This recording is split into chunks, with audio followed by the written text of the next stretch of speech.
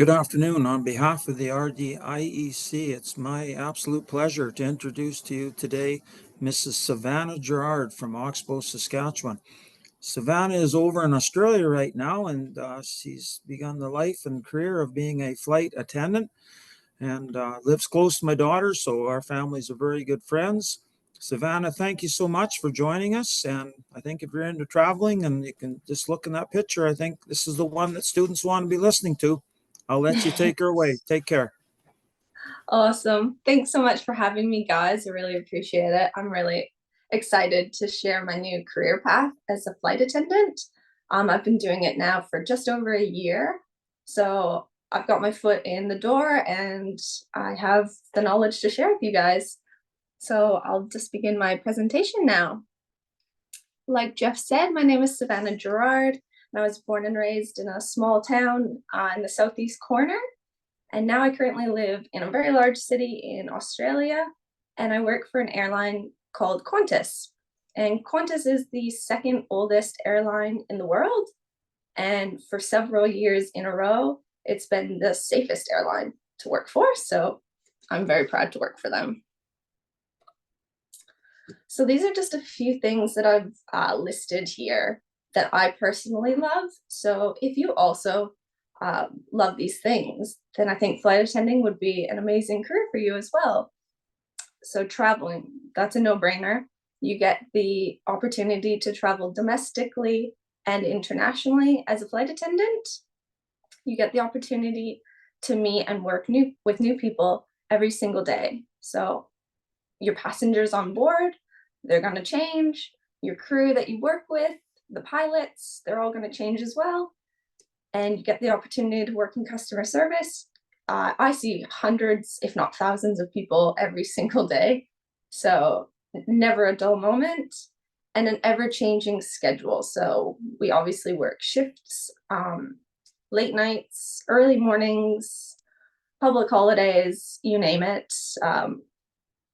People have to travel, people have to get from A to B, so your schedule is going to change, and I think that's what keeps the job really exciting, and no day is the same. So these are just a few points that I've got on how I became a flight attendant. Each airline may vary slightly, but from my experience and my knowledge, it's not drastic, like just very slight changes. So the first thing is to ensure that the airline you're interested in working for is hiring. So you can check either through their personal website or through a secondary website. I got my job through a secondary website that said Qantas was hiring, and just sent in my application, just looked over the things that I needed to do before getting the job and ticked those boxes off. Like I said, you got to meet all of the prerequisites. So I didn't have my first aid training or my service of alcohol. So I went and got those two things done before I sent in my application. It doesn't take long to just tick a few boxes off, and then you're perfectly qualified for the job. There is no education that you have to go really get. There's no diploma or certificate, because they do the training for you once you get the job. So ensure you're willing and able to complete the required ground school training. So like I said, the training that each airline does is mandatory. So my training was personally 8 weeks long. I know some airlines, their training's only 5. So you have to ensure that you're willing to do that training and not miss one single day. Because if you are sick, they will make you start over with a different group. So it is extremely important that you're dedicated and willing to complete the ground school training in order to be checked to fly. And ask yourself if you're happy to relocate if needed. So I know here in Australia, my options were Brisbane, Melbourne, or Sydney. I was happy to stay in Brisbane and do my job, but you might have to move. So for instance, Air Canada, I think they have bases in Vancouver, Winnipeg, Toronto, and Montreal. Pretty sure that's correct. So you'd have to be willing to either commute to those cities or move to that city to do your job. And lastly, believe in yourself. I know that this job is pretty out there. It's not common. And people think it's a lot harder to do than what it really is. I think this goes for any job. You just have to believe in yourself. Take that leap of faith, apply, see what happens. Like, you just never know who's going to look at your resume, and believe in your potential. So what exactly is ground school? I'm going to break it down for you here. First off, it's where you learn the aircraft specifics. So I'm trained on 2 different aircrafts. One is a Airbus and one is a Boeing. 2 completely different brands, 2 completely different sizes. One can hold up to 200, one holds up to just over 100. So different sizes, you're going to learn the ins and outs of the airplane. So I took a few photos. These are mine from ground school. The phone, just to call the pilots or talk to your crew members. You're going to learn about the doors. You're going to learn about the cockpit where the pilots sit and fly, everything. This is a safe learning environment. Everybody is in the same boat. You're confused. You don't know what you're doing. The instructors are there to walk you through everything in a safe environment. Without saying, these are some of the realities. You have to be trained in self-defense and hijacking. It's unfortunate, but it's part of the job, just to be safe and to know that there is a risk up in the air. You're also going to learn the emergency procedures. So these are some of the photos from my training center. You can see rafts, you can see slides, and on that first photo on the right-hand side, there's a large tube-like. The inside of that tube looks exactly like an airplane. So that's the safe environment that I was talking about. You're going to learn how to open and close the doors correctly. You're going to learn what to do if there's a fire, say in the ovens or in the toilets. So there's so many different potential emergencies that could go wrong, and you're going to learn them all in your ground school. And like another emergency would be if there was a decompression and the oxygen mask dropped down, you need to know what to do during that emergency and follow-up procedures on what to do if someone was hurt or if there was damage to the aircraft. So you're going to learn all sorts of different scary procedures and hopefully never have to do what you're taught. But it is a reality that it could happen. So I just got a photo here, or a video, a fun day at training, going down these slides, and it also doubles as a raft. So this large gray slide can hold up to 90 passengers.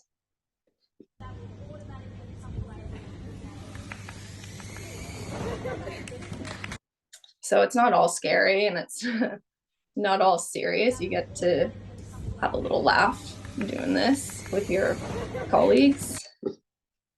And this is a photo of my ground school group, a lovely bunch of ladies.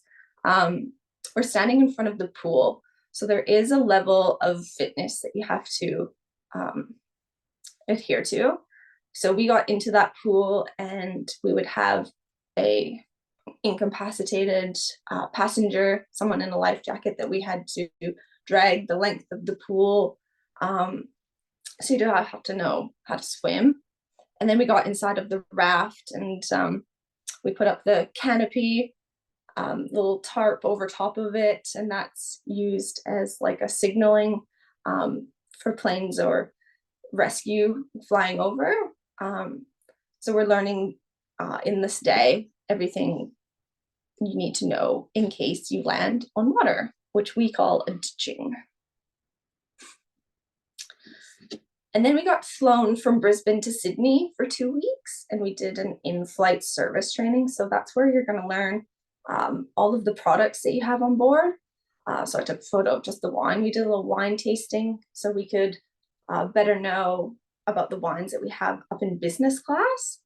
It's also where you're just going to learn about the carts that you take down the aisles, the snacks, what you're going to say, what you're going to do. That's the fun part. It's not scary, but you do the emergency stuff first and then the in-flight service last. And the in-flight service is actually what you're going to do every single day. The emergency stuff, not so much, hopefully never. And I'll get into the specific job duties. That's my very first safety demo. So that you can guarantee you will do every single day when you're working. Yeah, so kind of like what I've been saying, the primary role of a flight attendant is to ensure passenger safety. That is always, that's a non-negotiable. You're there for the safety. Service is just a bonus for the passengers, to be brutally honest. There's turbulence, you're going to sit down and ensure that you are safe and that every passenger is safe and buckled in. And then once the seatbelt sign comes off, then you carry on and you do your in-flight service. So it is very important, obviously, to create an enjoyable experience, but it is your secondary role.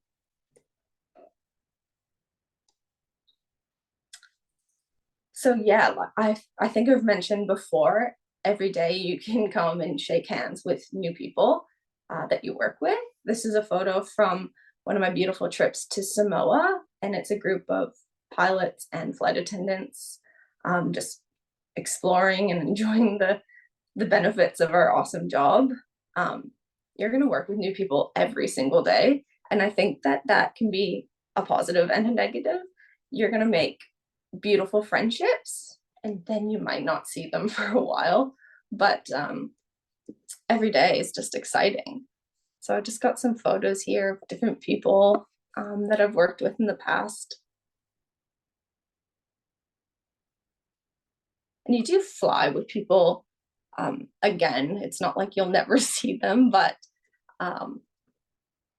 there's so many people in the industry that it's hard to work with the same people multiple times.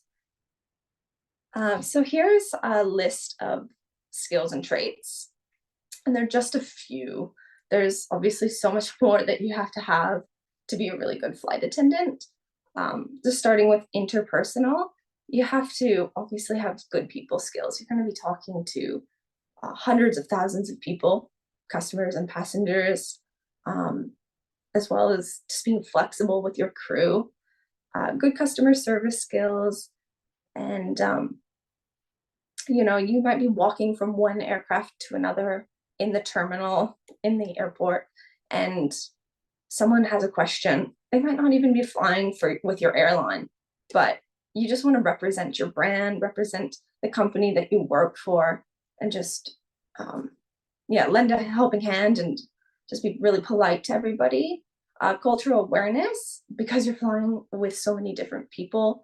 In Canada and Australia are both very multicultural. You just have to be sensitive. Different cultures, I know from my experience, they don't eat meat, or a lot of the men might speak on behalf of their wives. So you just have to be aware of the different cultures and just respect everybody. Good problem solving skills. You're up in the air and you might run out of food. There's no chef, there's no extra food. You can't just run down the back and grab some more. So you have to have good problem solving skills to deal with these types of issues, and adaptability, an ever-changing schedule, delays, canceled flights, you name it. You gotta kind of roll with the punches, but that's what's exciting, I think. and good time management skills, because the plane doesn't wait for you. You have to be early. If you're on time, you're late.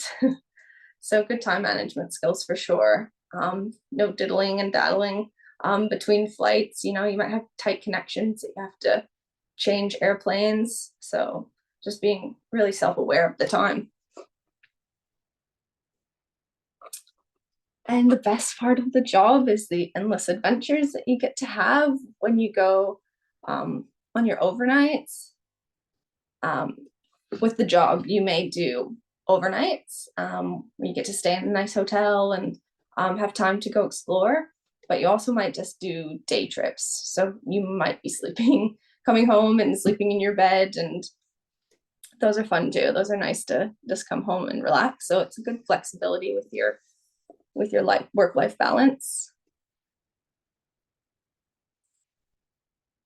Yeah, so I feel like these photos speak for themselves. I am literally getting paid to travel to these beautiful countries, to go snorkeling and swimming. It's such an exciting job, and I can't think of too many other jobs that give you the opportunity to do stuff like this. Cute little kawaka that's here in Western Australia. This is of a video I got from sitting in the flight deck. Sometimes you might get the opportunity to sit in there with the pilots for either takeoff or landing, and it just never gets old. It's really exciting and different, and there's just so much to their job as well. Play that for you. 100, 50, 30, 20, 10.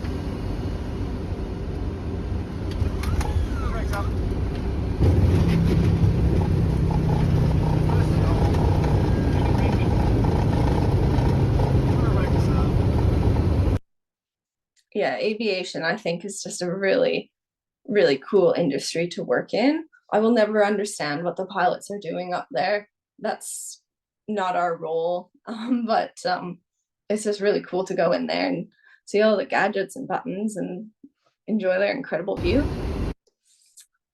So like I said, you're gonna have to work an ever-changing schedule. So that was on Christmas. The crew had fun little hats just to make it more enjoyable, and yeah, it's just really exciting. You just never know what day you're going to be like working and what holiday, and it's just like really fun to make the most of it.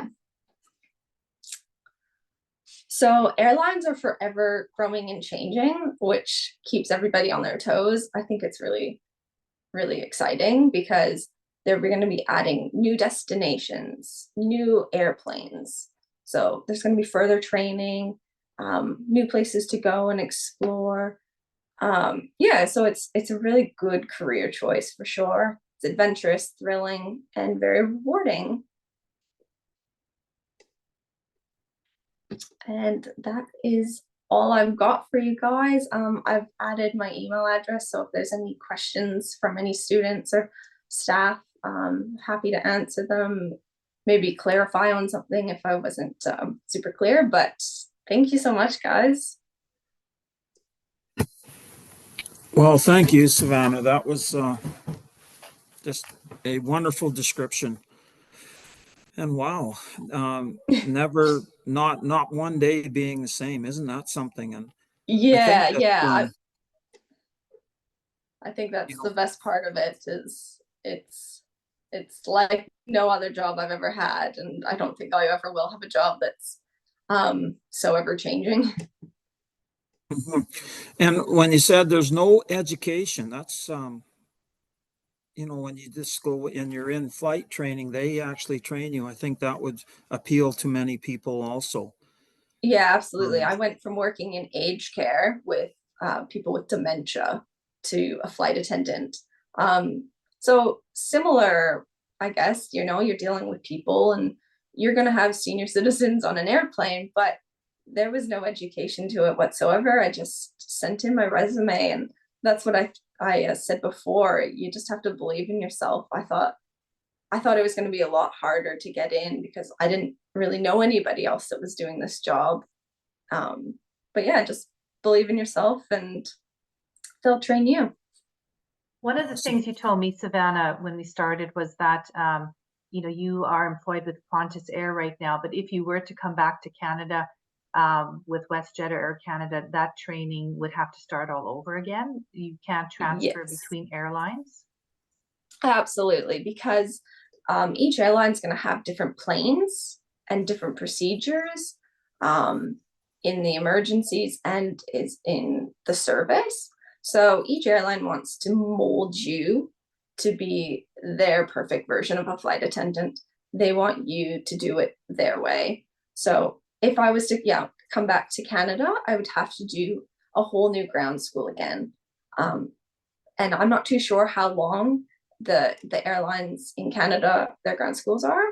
Like I said, mine was 8 weeks. Theirs might be shorter, potentially even longer. But yeah, I would definitely have to do the ground school again, just to like be on their lines and do things their way. Is there a cost for the ground school, or what would be your starting wage with Qantas right now? So I'm a casual, so I'm on a lovely casual rate. I have a different pay on the ground as if I was to fly. So once the doors are closed on the aircraft, I'm paid more.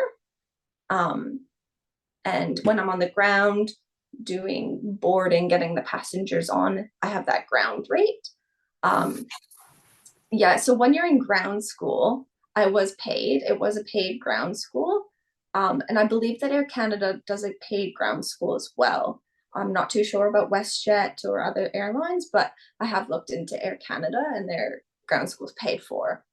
So you'll be paid less than what you would be when you get the job, but yes, you are paid.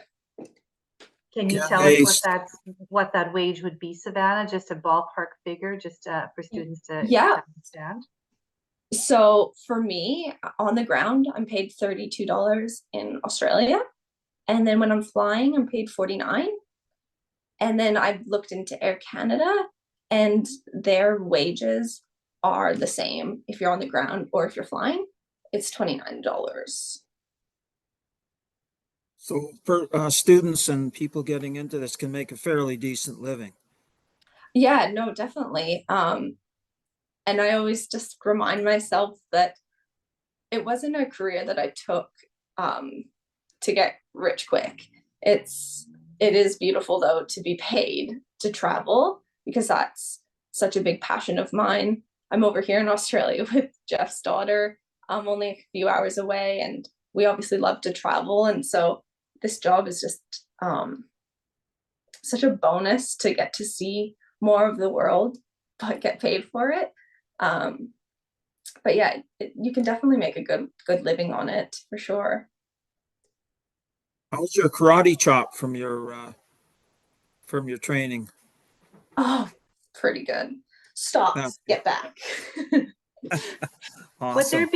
Would there be any questions from the students that have joined us? If there is, maybe we'll let you, you could either put it into the chat, or if you'd like to just unmute yourself and ask Savanna questions now, that would be awesome.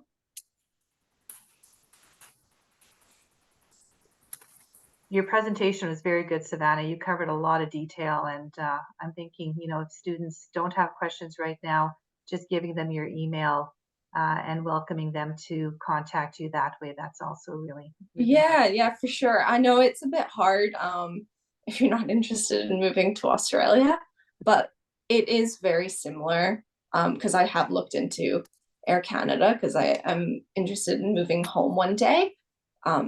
So try to keep it in mind that it's going to be similar for your experiences in North America.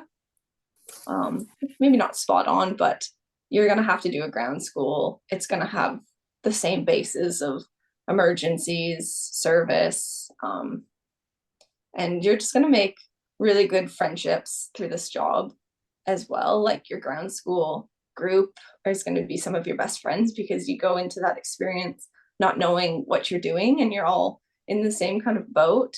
and then you get out online and you're flying with other people, and you might not see those people for a very long time, but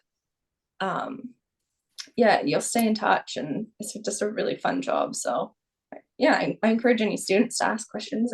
I'm not scary. I'm not seeing anybody unmute themselves, Savanna, so maybe it is Yeah, just a all matter of good. having them contact you through your email, which you're welcoming them to do. So I think, as far as I'm concerned, I have no more questions. Like I said, you did an awesome job, and I'll let Jeff maybe, if he's got any closing words for you. No, I think that just a wonderful presentation, and I think there's two words that come to mind: flexible and being a true human being.